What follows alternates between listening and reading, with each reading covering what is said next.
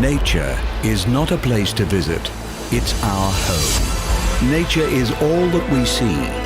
Animals, insects, disappearing into their surroundings, using deceptions, disguises, lures. Nature is all that we hear. The call of an eagle, the hiss of ocean spray, the rumble of thunder, the doings of a cricket. The wonderful beauty of nature, the crucial, fragile affinity between animal life and their environment. All of this is World of the Wild.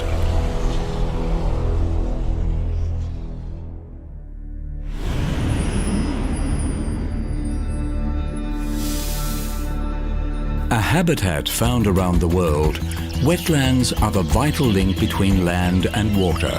Swamps, mangroves, low-lying floodplains are all forms of wetland habitat. And whether the water is salt, fresh, or somewhere in between, they are considered the most biologically diverse ecosystems on the planet. In this episode, we flock with wetland birds, witness the distinctive life stages of frogs, learn the ancient adaptations of snapping turtles, stalk the waters with saltwater crocodiles, and peer into the social life of fiddler crabs.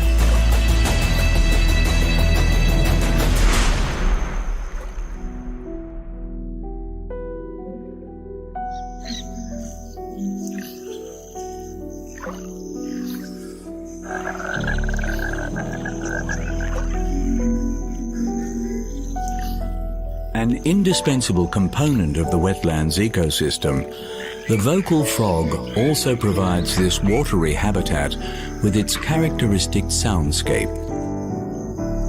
With nearly 5,000 species spread across every continent except Antarctica, these widely distributed amphibians are not limited to wetlands, but are at their most prolific within them, particularly in the tropics. Warty-skinned or not, there is actually no taxonomic difference between toads and frogs, and they all share the same life cycle. After breeding, frogs lay their eggs in a jelly-like substance in or near the water. Heavily predated upon by wetland snakes and wasps, the developing larvae can detect the vibrations of predators and hatch early to avoid being eaten. Typically in the space of just 24 hours, the tadpoles will metamorphosize into fully fledged frogs. Losing their gills and tail and sprouting 4 legs, they emerge on the surface at the end of the process, almost a different creature entirely.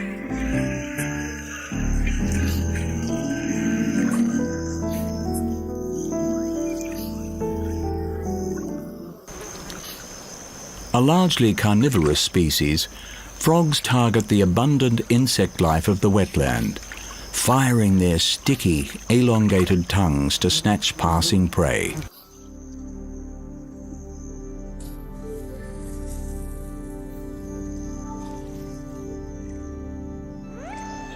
Excellent swimmers, frogs are also adapted to the terrestrial aspect of the wetland, with most species being proficient climbers.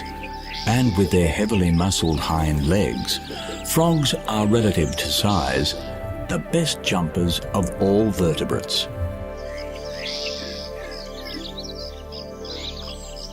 Each frog call is unique to its species, and the primary purpose behind the croaking is to attract females.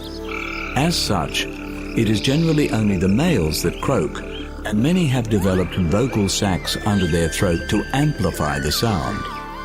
With females drawn to intense low-frequency calls, some frogs can be heard over 1.5 kilometers away.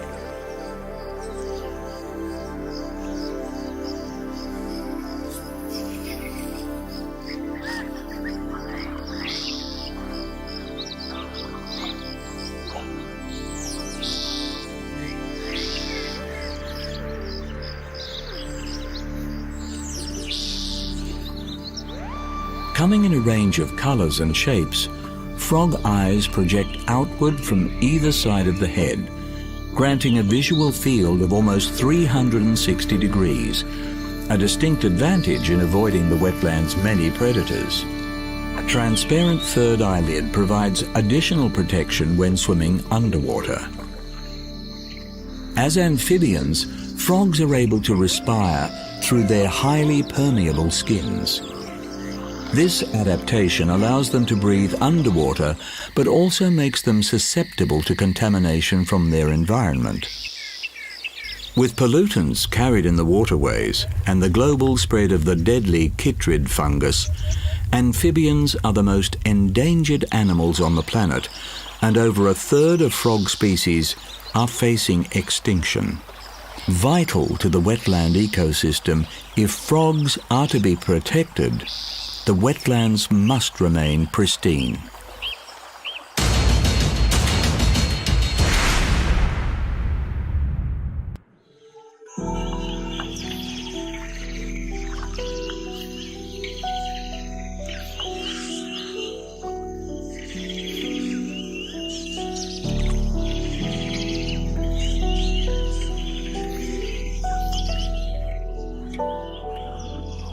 Host to an ever-changing array of feathered residents and visitors in the wetlands, birds bring variety and beauty to an already teeming ecosystem.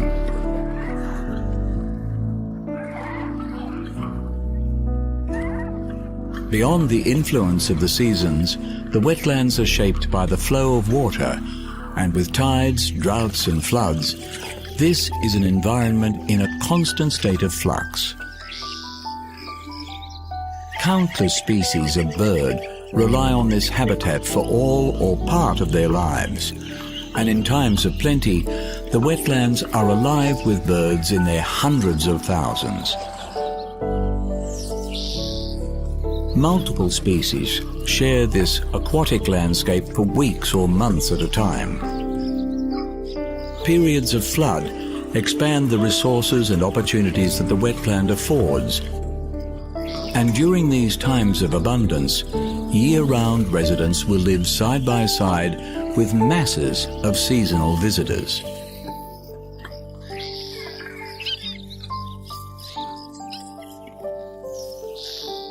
Wading birds exhibit a range of adaptations specialized to this habitat. With long necks, long legs and pointed beaks, they stalk the shallows to peck out fish and small invertebrates from the water.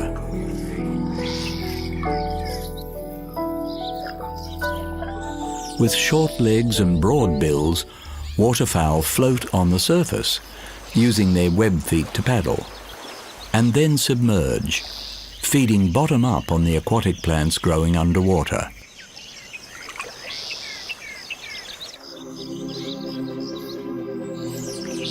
The large congregations that the wetland floods draw are not always a harmonious experience, and squabbles are a frequent occurrence as the pecking order is established.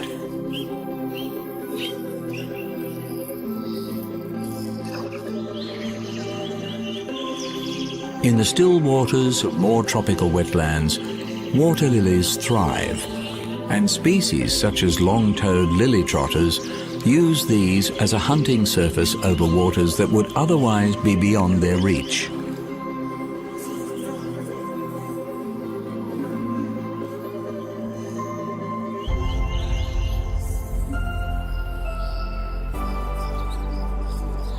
For a great many species, wetlands present the ideal nesting and nursing area. Sheltered and with a plentiful food supply, a variety of birds take advantage of the wetland to establish nesting sites, hatch their young, and teach hatchlings the skills they need to survive in the wild.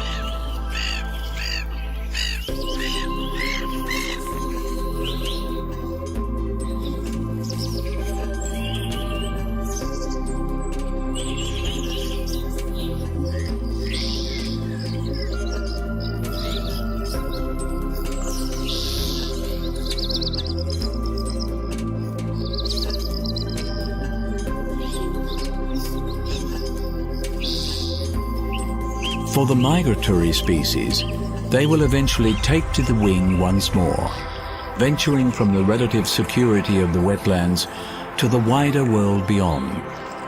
These mass exoduses are among the most spectacular sights in the natural world. Such sights may become increasingly rare as climate change alters the flooding patterns of the wetlands, reducing the amount of bird life they can support. Careful management of the waterways that feed these systems is required to ensure that the waters continue to reach the wetlands and the abundance of bird life continues to flourish.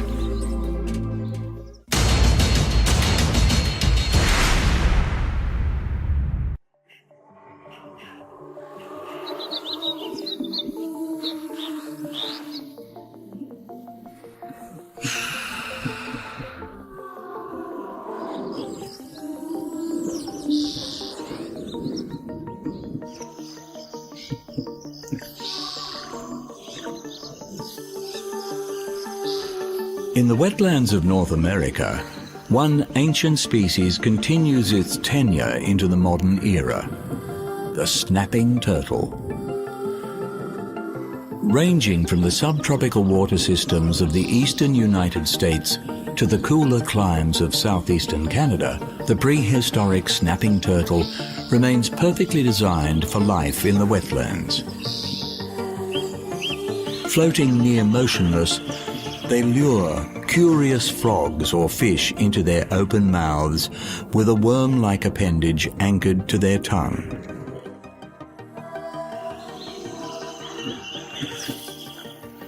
Before snapping their jaws shut on the hapless victim.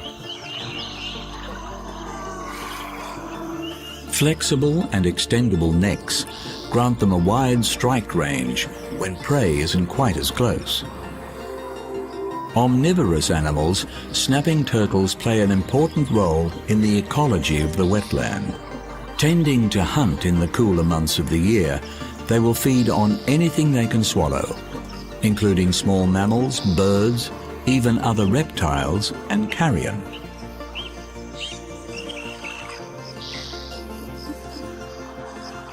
While bears and alligators offer potential threats, adult snapping turtles know few predators in the wild. The lifespan of this creature is poorly understood, but they are estimated to live up to 100 years in favorable conditions. Juvenile turtles are more vulnerable to wetland predators, such as waterbirds and snakes. With a preference for muddy, brackish water, when threatened, snapping turtles will swim for the bottom in order to bury themselves in the sediment. Most at home in the water, snapping turtles can travel extensively over land in search of new habitat or to find suitable nesting sites.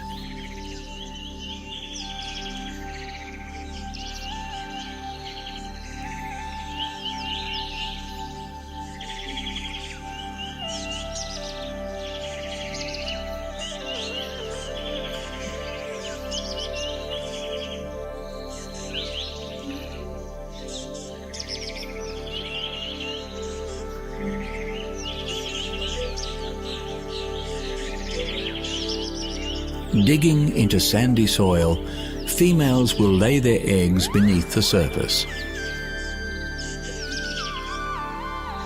guiding each into place with her hind legs before covering the clutch and leaving them to fend for themselves.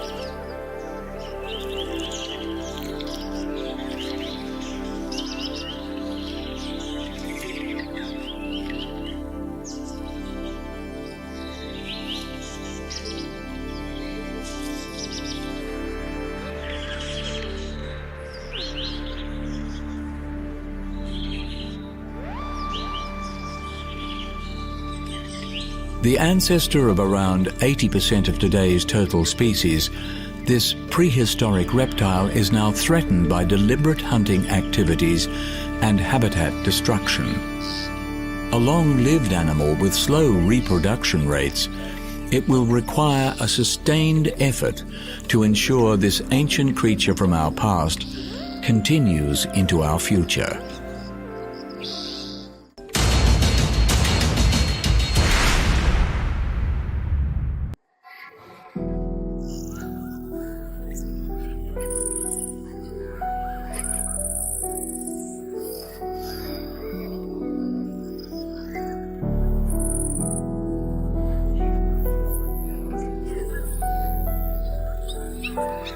In the world of the wild, every thriving habitat has its predators, and for the wetlands, the top spot is occupied by the saltwater crocodile.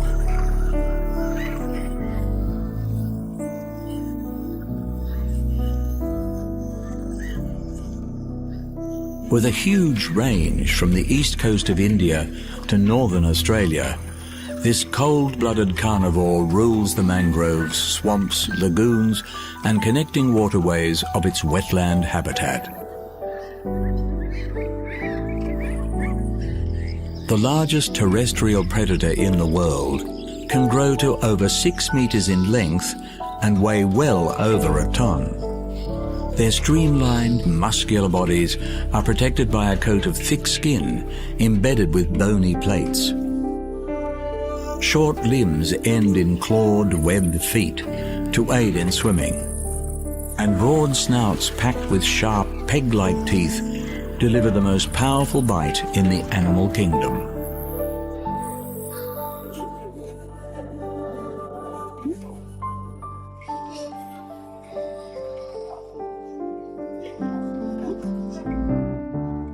Silently patrolling their territory, they appear much like a piece of floating debris so as not to raise alarm. When prey is known to be in the area, they expel the air from their lungs and sink to the bottom, where they can wait in the perfect attack position for hours without so much as a bubble to hint at their presence. Throughout its tropical and subtropical range, the wet season plays a significant role in this species' distribution.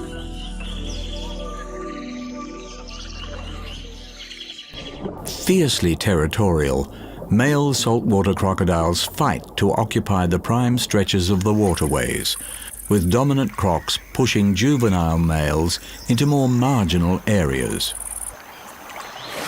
During periods of increased rainfall, sections of wetland that are normally cut off become connected, and these younger reptiles can find themselves in surprisingly confined habitats, where they may have to remain until the rains return. Mating occurs during the wet season, with females laying their eggs in a nest along the wetland shore.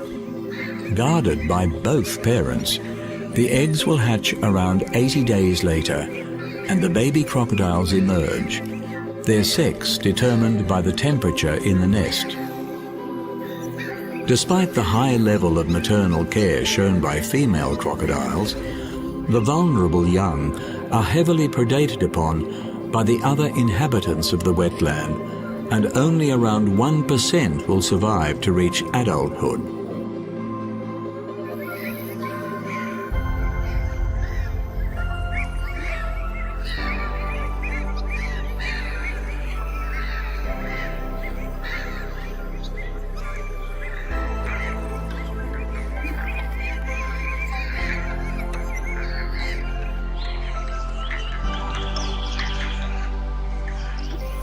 Long extinct in China and more recently through much of Southeast Asia, Australia remains a stronghold for the saltwater crocodile. But this was not always the case. Targeted for their commercially valuable skins, extensive hunting during the 20th century decimated the species, with numbers in North Australia reduced by 95%. Today, legal protections have seen the population recover, and as long as the wetlands can support them, crocodiles will continue to thrive here.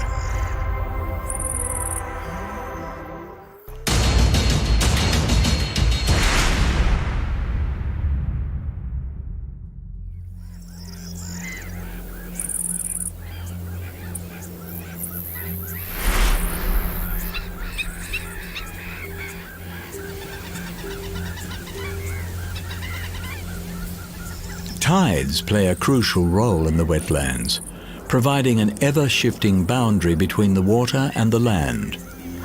Within these ebbing and flowing boundaries, one charismatic species has carved out its niche, the fiddler crab. With around 100 species dispersed throughout the tropical wetlands of the world, this small, semi-terrestrial marine crab makes its home where few other creatures can, in the intertidal zone. This dynamic area of the wetland can be completely submerged for days before the waters recede to expose the mudflat as dry land. Living in burrows beneath the surface, when the tide is out, the crabs emerge en masse to make the most of their time above the waterline. Feeding, fighting and breeding in the viable window of opportunity before the tide comes in once more.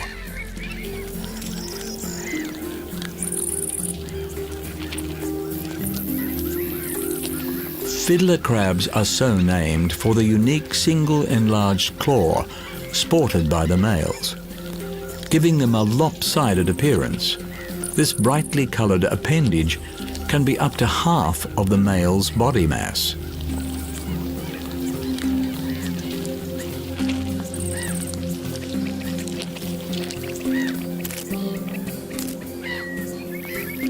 When feeding and cleaning themselves with their more functional smaller claw, male fiddler crabs are thought to take on the motions of a violinist or fiddler at play.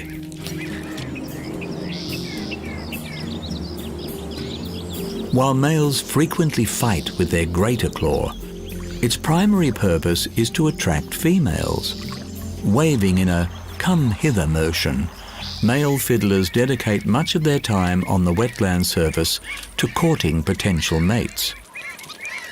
In the small world of the fiddler crab, size matters, and males with larger claws attract more females to visit their burrows, where the female may choose to mate and move in. A source of prey for many wetland creatures, particularly birds, these tiny, skittish crabs will dart for the cover of their burrows at the first hint of danger.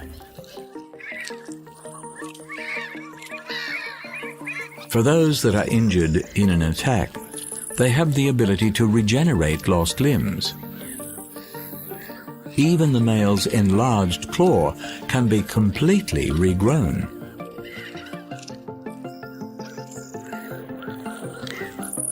Feeding on the algae and other detritus that the tides deposit on the mudflat, fiddler crabs play a vital role in the wetland ecosystem, sifting through the mud and releasing oxygen bound in its decaying matter. For those species that have their burrows in the higher reaches of the mudflat, their home is covered by the tide less often, granting them more time on the surface but with less replenishment of their food source. Moving in droves of thousands to the water's edge, they will search for sufficient concentrations of food before returning to their burrows. For a species so in tune with the tides of the wetland, rising sea levels are a major concern. With areas that were once intertidal becoming permanently submerged, populations of fiddler crabs are moving higher into the wetland, inhabiting less familiar and less suitable terrain. Specialized to life in such a niche habitat, fiddler crabs are perhaps the most vulnerable species to environmental change within the wetland.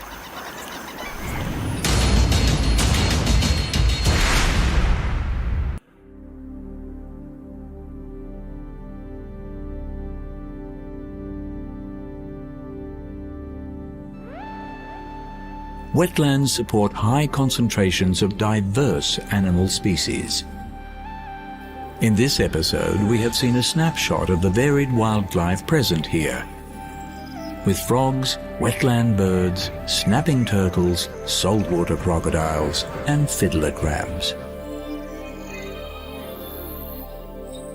But wetlands are also an environment in peril, viewed as being more valuable for their water and undeveloped land than the ecological service they provide.